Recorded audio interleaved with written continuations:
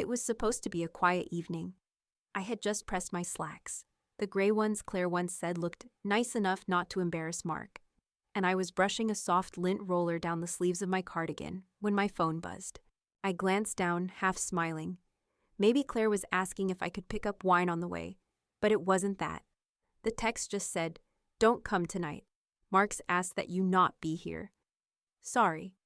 At first, I didn't react. My hand stayed midair, clutching the lint roller, still hovering just above my elbow. I stared at the screen, reread the words, then again. Maybe there was a second message coming. A just kidding, or a wrong person. But no, that was it. I sat down slowly on the edge of the bed. I hadn't even changed into my shoes yet. My black flats still sat by the door, neatly side by side, waiting. Mark's asked that you not be here. That man never liked me. Too controlling, too particular, too obsessed with the color of the throw pillows and how I held a salad fork. But Claire used to defend me. She used to say, "Mom's trying her best." So what changed? I looked around my room. The little vase of carnations on my dresser had just started to bloom. I had even picked up some sugar-free mints earlier today, just in case the twins asked if I had candy in my purse. I always did. Always. I put the phone down on my lap and tried to breathe, but it came out shaky. My hand, resting over my stomach, felt ice cold. I thought about Claire's 5th grade science project. The volcano made of papier-mâché that we worked on until 2 in the morning, because she had forgotten the due date. I thought about the time she broke her arm in middle school, and I held her in the waiting room while the doctor reset it. I remembered her in the hallway of her college dorm, red-eyed and homesick, whispering into the phone, "I don't want to be here," and me driving 6 hours the next morning just to take her to lunch. I thought about all the Sunday mornings we shared coffee on the front porch after she moved back home from grad school. Her hair tucked into a messy bun, her voice half awake, saying, "You're the only reason I got through all of it." So when had that changed? When had I gone from being the reason to the burden? I looked back at the text, still open on the screen. Sorry, that was the part that got me. Sorry, as if it were just a last-minute scheduling error or a mismatched dinner plan. As if uninviting your mother, not just from a meal, but from your life, could be reduced to a single word. I didn't cry. Not yet. But there was a strange hollowness spreading through my chest, something deeper than sadness. It felt like the moment you realize you've been driving the wrong direction for hours. That slow, sinking ache in your gut, when you realize no one's going to turn you around. I picked up the lint roller again, gave it one last pass over the cardigan. Then I put it away, quietly, neatly. Because even now, even after that message, I still didn't want to give them the satisfaction of seeing me come undone. The next morning, I woke up before the sun. Couldn't sleep past 5, not after that text. I made my usual cup of decaf and stood in the kitchen while it brewed, staring out the window at the empty street. The house felt quieter than usual, like it was holding its breath with me. After breakfast, I walked to the den and sat down in front of my old roll-top desk.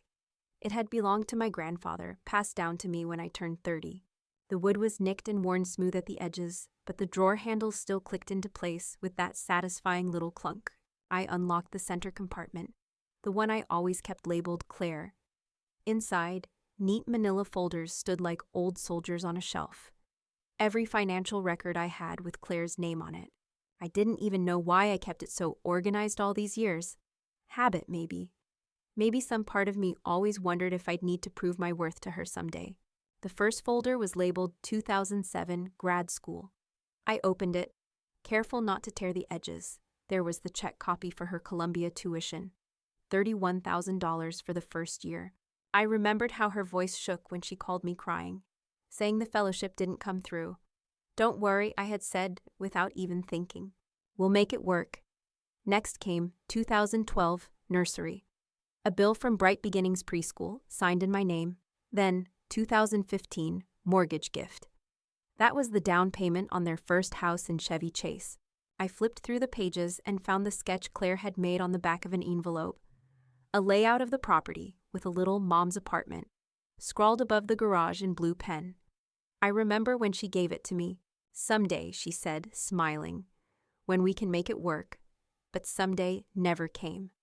That garage ended up being Mark's home office, filled with antique maps and a custom leather recliner. I kept digging. There were birthday party expenses, camp deposits, even a loan I co-signed for Mark's chiropractic clinic. Chesapeake Spine and Wellness. Back when he was just starting out, I remember sitting across from him at the bank, listening to him promise me, "This will be the last time we need help. Claire and I are building something real." And for a little while, I believed him. I pulled out a faded sticky note tucked into one of the folders. Claire's handwriting was still bubbly back then, soft and rounded. It said, "Thanks, Mom. Couldn't do it without you." I stared at that note a long time, because at some point, I couldn't even tell you when. The thank yous had stopped. No more scribbled notes, no more quick hugs at the door, no more calls that didn't have some kind of request attached. Somewhere along the line, I had stopped being Mom and started being the silent lifeline. The woman behind the curtain making everything run while everyone else took their bow. I laid the note down on the desk and whispered out loud, "Was this ever love or just my utility?" The words hung there in the air like smoke. I didn't expect an answer, but saying it out loud made something click inside me, some small, slow-burning truth I had been avoiding for years. I wasn't invited to dinner because I was never really part of their family gatherings. Not the real kind. I was the bank, the planner, the behind-the-scenes support system they didn't have to thank because they assumed I'd always be there. I closed the folder gently, then I shut the drawer and locked it. There was a strange stillness in the room after that, like the moment just after a storm when everything is wet and quiet, and nothing looks quite the same. I stood up slowly and walked away from the desk, but not before I took that little sticky note, the last thank you she ever gave me, and slipped it into my cardigan pocket. Not because I needed the reminder, but because I knew, soon, I'd need proof that I wasn't imagining any of it. The decision came to me like a whisper just before sunrise. I had been awake for hours, lying in bed, staring at the ceiling fan as it turned slow and steady above me. I wasn't angry, not exactly. Anger burns hot, quick, loud. What I felt was quieter, like something inside me had gone still. A final flick of a switch. At 6:03 a.m., I sat up, reached for my phone, and opened the credit union app.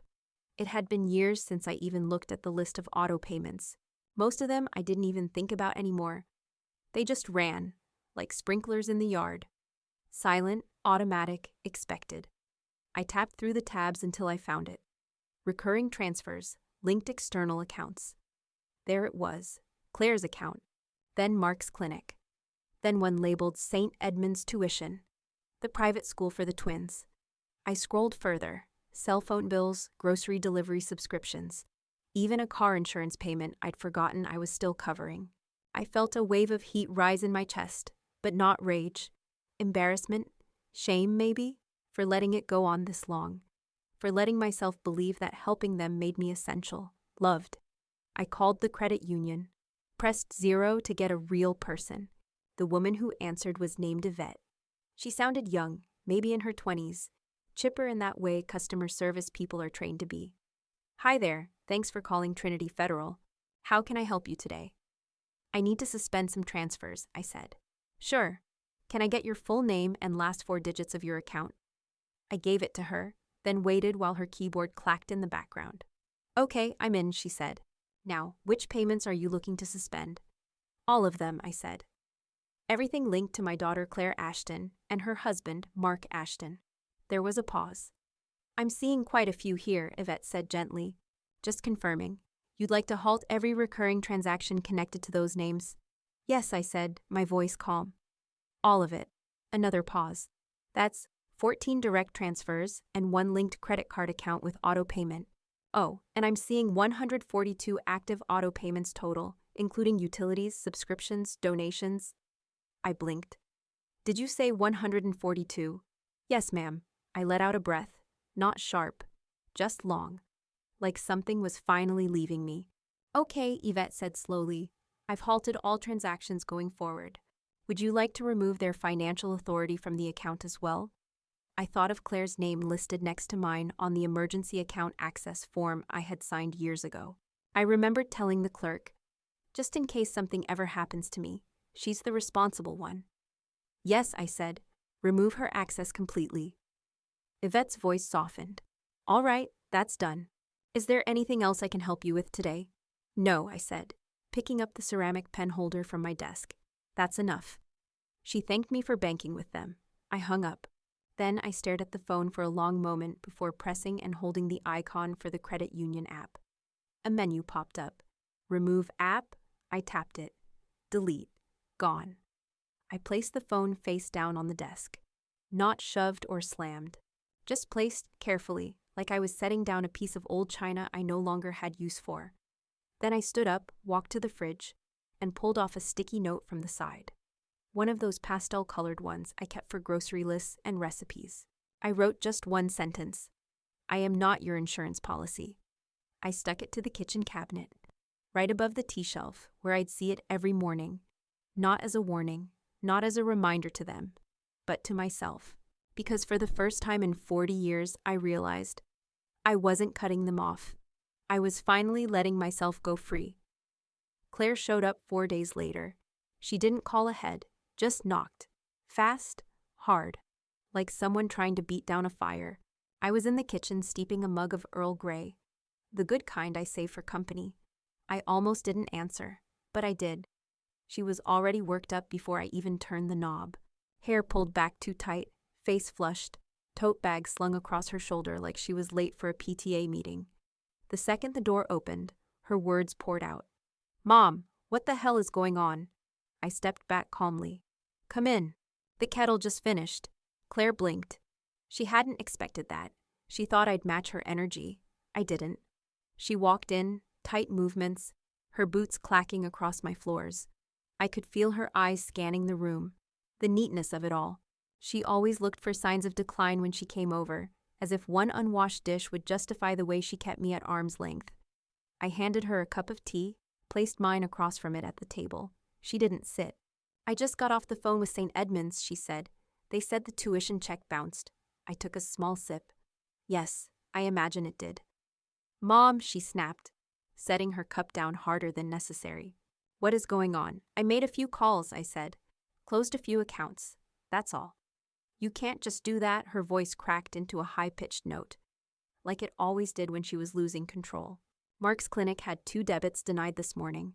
The mortgage is behind. What were you thinking? I looked her dead in the eye. I was thinking it's not my job anymore. She stared at me like I'd slapped her. You don't get to just pull out without warning, she said. We have obligations. I had obligations too, I said gently.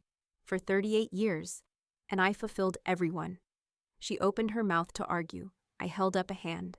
I paid for your graduate school, Claire. Do you remember that? I dipped into my retirement so you could get that degree. I paid for your first house, your daycare bills, your honeymoon. I bought the crib your twins slept in. I paid for Mark to open that clinic because you said it was his dream. That's not fair, she muttered. What part? I asked. The truth? She sat down slowly. You always said you didn't mind helping. You never said no. I didn't say no, I said quietly. Because I thought if I just kept giving, eventually you'd give something back. Not money, just kindness, effort, love that wasn't tied to a balance sheet. Claire's eyes darted to the window. Tell me something, I said. One time, just one. When you helped me, not because you had to, not because you felt guilty, but because you wanted to.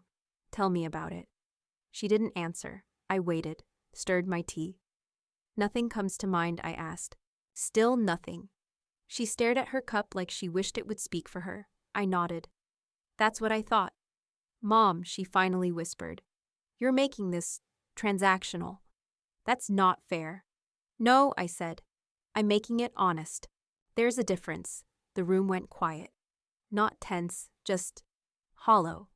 She rubbed her temple. Do you know how much stress we're under right now? Yes, I said. Because I've been carrying it for you. Her voice was smaller now. I didn't think it would feel like this. Like what? Like you're choosing to let us fail. I looked at her. This woman, my daughter, who once begged me not to leave her on the first day of kindergarten, who used to fall asleep in my lap on the couch while I combed my fingers through her hair. No, Claire, I said, softly but clearly. I'm just choosing not to go down with you. We sat in silence. The only sound was the kettle hissing faintly as it cooled. When she finally stood up, her eyes were glassy, but she blinked it away before I could see too much. She didn't say goodbye, just gathered her bag, turned the knob, and walked out. I didn't follow her, didn't call after her. I just reached for her untouched cup of tea, still warm, and poured it down the sink. 2 days after Claire stormed out, Lucas showed up. I saw his car pull up from the kitchen window, not Mark's BMW. Just a beat-up sedan with the passenger side mirror taped on. He sat there for a long minute before getting out, like he was trying to decide if it was worth the walk to the door. When I opened it, he gave me a crooked smile that reminded me of him as a toddler, all dimples and charm. But this smile didn't reach his eyes. "Hey, Grandma," he said. "You got a minute?" "Always," I said, stepping aside. "Come in." He looked thinner than I remembered, hollow in the cheeks, tired. Still had that thick, dark hair, but the worry on his face aged him more than any wrinkle ever could. We sat at the kitchen table, same spot where his mother had stood days earlier. I poured him a glass of water. He didn't touch it. "I wanted to talk to you before Mom did," he said, voice low. I figured she might have already said something. "She didn't mention you." He nodded, a bit surprised. "Well, that's probably because she's furious." He exhaled and rubbed the back of his neck. "My credit cards are frozen," he said. "Rent's past due, and they took the car last night." "Repossessed?" "Yeah, missed 2 payments. I was behind on insurance too. Guess they finally caught up." I didn't say anything, just waited. "I know things are a mess," he went on, "and I know you already helped out a lot with school. But I was wondering if maybe, I don't know, if you could spot me just enough to get through this month. I'd pay you back, I swear." He looked at me then, really looked at me, and for the first time, I didn't see a boy trying to get his way. I saw a young man who'd never learned how to stand on his own feet. Not because he couldn't, but because no one had ever made him. "Can I ask you something, Lucas?" I said. "And I want the truth." He nodded. "Yeah. How did you end up like this? Be honest with me." He looked down at the table. For a second, I thought he might deflect, make a joke. But instead, he took a shaky breath and said, "Because I figured someone would always bail me out. First Mom, then Dad. And when things got tight, you." He laughed, bitter and self-deprecating. I guess I got used to the idea that consequences were temporary, like someone always showed up before the worst part kicked in. I nodded slowly. "That's exactly what I thought." He looked up. "What do you mean?" I said. "That I spent years thinking love meant shielding people from pain. But all I did was delay the lessons they needed most." Lucas went quiet. "I'm not writing you a check," I said gently. He opened his mouth, closed it again. Swallowed. "Okay. But I have a friend who owns a print shop over on Georgia Avenue. She's looking for a junior assistant. Nothing glamorous. Minimum wage, long hours, a lot of standing." He didn't speak. I told her I'd ask if you were interested. She said she'd give you a shot if you showed up Monday morning at 8, on time. He stared at his hands. Then, after a moment, he said quietly, "Do I wear a suit?" I laughed, a real one, from the belly. "No, honey, you wear closed-toe shoes and show up ready to work." He smiled, just a little. "All right." We sat in silence after that, the good kind. No begging, no guilt. Just 2 people at a crossroads, finally choosing something better. As he stood to leave, he turned and asked, "You think I can do this?" I looked at him, really looked, the same way I used to when he was 7 and scared to jump off the high dive. "I think you're about to find out," I said. He nodded once, then gave me a quick hug. It wasn't long, but it was the kind that lingered. The kind that said thank you without saying the words. "Guess it's time to earn something the hard way," he muttered as he stepped out the door. "Finally," I said, smiling. "Welcome to the club." It was Thursday evening when Lily knocked. No frantic pounding, no angry voicemails ahead of time. Just a soft knock, like someone who knew the rhythm of the house and respected it. I opened the door and there she was, bundled in an oversized sweatshirt, holding a glass casserole dish wrapped in a dish towel. "Hey, Grandma," she said, voice light but tentative. "I made baked ziti. Thought maybe we could eat together." I blinked. "You cook now?" She shrugged, smiling. "I Google well." I stepped aside. "Come in, sweetheart." She walked in like she'd done it 100 times before, which, to be fair, she had, though not recently. Lily was always the quiet one, never the type to ask for much. She spent most holidays curled up with a book in the corner, polite but reserved. Claire once called her a little too inward, like that was something to fix. We set the casserole on the counter, and I pulled down plates while she poured us each a glass of ginger ale. The kitchen felt calm again, like the storm had passed and left behind a pocket of peace. She didn't rush to speak, and I didn't press. We sat at the table and started eating, and for a few minutes, there was only the sound of forks against ceramic. "This is good," I said, surprised. "Really good," Lily smiled. "I didn't overcook the noodles this time." "That's progress," I laughed softly. "You've come a long way since that lasagna you tried to make in 8th grade. "Oh God," she groaned. "The burnt cheese disaster. Your grandfather nearly broke a tooth." We both giggled, and it felt easy, the kind of laughter that rests deep in your bones. After a while, she set her fork down and folded her hands. "Mom's mad," she said. I figured. "She says you're trying to punish her, that you're being spiteful and selfish." I nodded once. "That sounds like her." Lily looked up at me, then said something I wasn't expecting. "She's wrong." I froze. Not dramatically, just enough to notice my own breath catching. "I've watched it my whole life," Lily said. "How she leans on you, how much you give, and how little she ever offers back." I didn't speak. "She talks about you like you're a built-in resource, like you're not a person, just a solution to whatever problem she's having that week." I stared at her. My heart pinched. "You saw that, Grandma," she said softly. "I've always seen it." That was the moment it hit me. After all the years of feeling invisible, quietly handed the bill, left out of the photos, erased from the stories. Here was someone sitting at my table, telling me I wasn't crazy, that I hadn't imagined the loneliness, that someone else had noticed. "You don't owe anyone for being loved," Lily added. "That's not how it works, or at least it shouldn't be."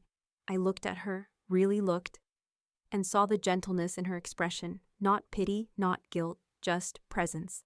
She was here for no other reason than to be here. "I don't know what I did to deserve you," I said. She reached across the table and gave my hand a squeeze. "You made sure I knew what love looked like." We finished dinner slowly. No rush, no tension, no speeches.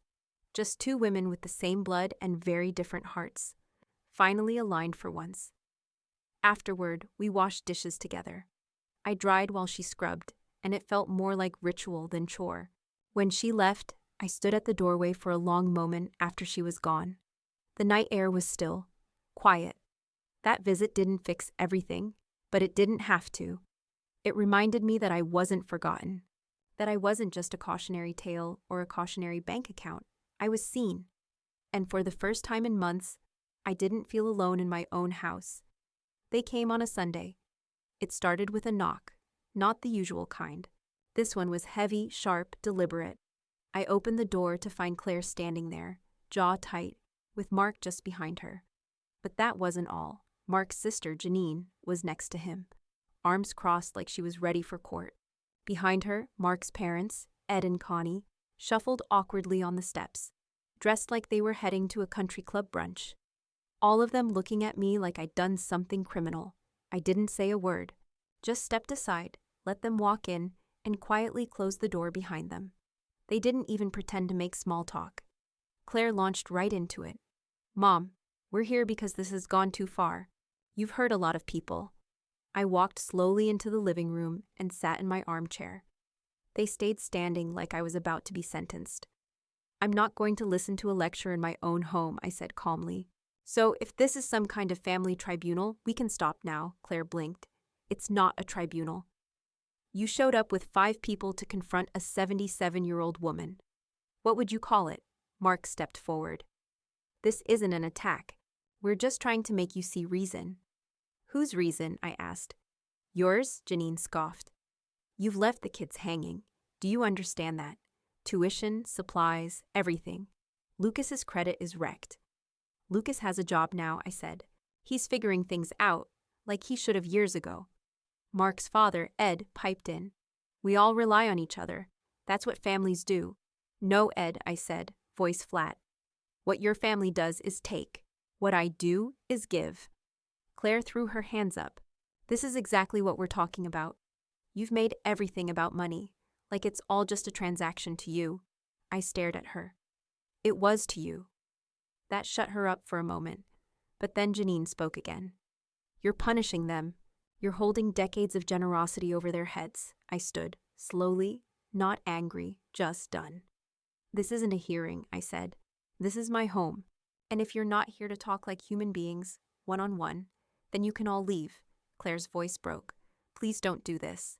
Claire, I said, you and Mark can stay. The rest of you, out. There was a long, stunned pause. Then Janine huffed. Fine, let's go. Mark's parents lingered, waiting for someone to protest. No one did, so they left. The silence after the door shut was thick as cement. Claire sat on the edge of the couch, back straight. Mark remained standing, arms crossed like he was still holding court. Mom, Claire said, why are you doing this to us? To you? I asked. Number. I'm finally doing something for me. Mark leaned forward. You've turned this whole thing into some kind of power play. I tilted my head. You think this is about control? Isn't it? He asked. I looked at them, my daughter and the man she built her life around. Two people who had learned how to extract everything I had to give. With smiles, with guilt, with silence. So I told them the truth. You don't miss me, I said. You miss my money. Claire's face went pale. That's not fair. No, I said. It's just accurate. She shook her head, lips trembling. You're twisting things, making it sound like we used you. Claire, I said softly, name one time you came over just to see how I was doing. Not to ask for help, not to update me about the twins, just to check on me. She opened her mouth, then closed it. I turned to Mark. Tell me one birthday of mine you planned, one Mother's Day you handled, one single dinner where you didn't talk about real estate prices or your office drama. Nothing, not a word. Claire's eyes filled with tears. You think we don't love you? No, I said, steady. I think you love what I do for you. There's a difference. Mark finally lost his temper. You're manipulating us. No, I said, stepping back. I'm telling the truth. That's all I owe you now. That was when Claire finally cried. Not loud, not dramatic. Just one tear sliding down her cheek before she wiped it away angrily. They left not long after. No hugs, no promises to call, just silence. But when the door clicked shut behind them, I felt it again. That same stillness Lily brought with her. That same peace I never thought I'd find. They came here to break me, to guilt me, to twist the narrative. But all I did was open the blinds and let the light in. After the tribunal, everything went quiet. But not the kind of quiet that comes with peace. More like the quiet you get just before a storm circle moves on and leaves everything still wet and unsettled. Claire didn't call the next day, or the one after. Mark didn't send an apology or even one of his clipped formal texts. Instead, I got silence. The brittle, loaded kind. The first call came a week later. Claire's name lit up on the screen while I was folding laundry. I stared at it until it stopped ringing. A minute later, a voicemail popped up. Her voice was tight, strained. Mom, we need to talk. I don't understand what you're doing. The mortgage is behind again. This isn't like you. No mention of the confrontation. No sorry. Just a laundry list of things that weren't my responsibility anymore. I deleted the message. Mark sent a text 2 days later. Your behavior is impacting the children. We hope you'll reconsider before more damage is done. I didn't reply. Not because I wanted to hurt anyone, but because I finally understood something. Silence can be an answer too. The days went on, and I didn't feel broken. I felt light. I started taking morning walks again, the kind I hadn't had time for in years. I wore that old sun hat Lily once teased me about, and bought fresh tulips every Saturday from the farmer's market on the corner. There were no more surprise credit card alerts. No overdraft protections kicked in to cover someone else's emergency. I stopped checking my phone every night before bed.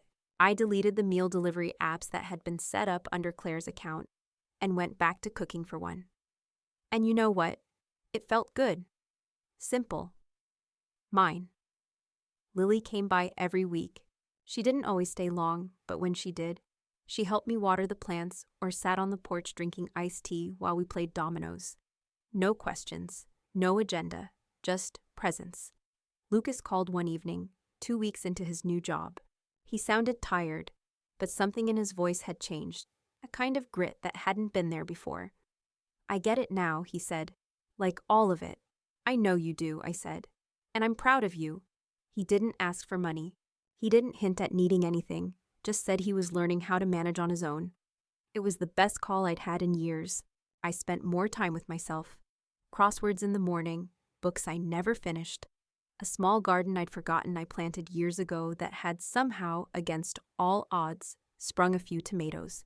I cooked soup from scratch one afternoon, and I sat down to eat it with no phone buzzing in the background. One night, I caught my reflection in the mirror. Same white hair, same cardigan. But the woman looking back didn't seem quite so tired anymore. She looked like someone who finally, had her own life back. The calls from Claire slowed down. First daily, then every few days. The tone shifted from angry to brittle to guilt-laced. I listened to a few, just enough to know that she still didn't understand. She still thought this was temporary, that I would cave, but I didn't. I didn't because I was finally beginning to believe what Lily told me. You don't owe anyone for being loved. And I was finally starting to love myself again. Not because I'd done everything right, not because I had all the answers, but because I'd finally stopped giving away the parts of me that no one took the time to cherish. The fallout came, but I didn't fall with it. I stood still and stayed standing. 6 months later, I boarded a flight to Portugal. It still felt strange, handing my passport to a gate agent and walking through an airport alone. The last time I traveled outside the country, Claire had been in middle school. I'd saved up for years to take her to London. Her first plane ride, her first passport stamp, her first time seeing the world beyond our little corner of Maryland. But this trip wasn't for anyone else. This one was for me.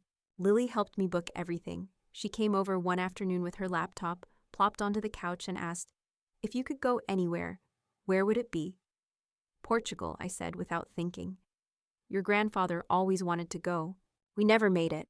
"Well then," she said, fingers flying across the keyboard, "time to cross it off the list." The flight was long, but calm. I kept the window shutter open even when they dimmed the cabin lights, just to watch the Atlantic shimmer under the moonlight. And now, here I was, sitting on a quiet balcony overlooking the Douro Valley, a place I'd only seen in books and travel ads. The hills rolled in soft, layered greens. Grapevines snaked along every slope. A warm breeze floated through the air, carrying the scent of sun-warmed earth and something vaguely citrus. I had a small glass of port in my hand.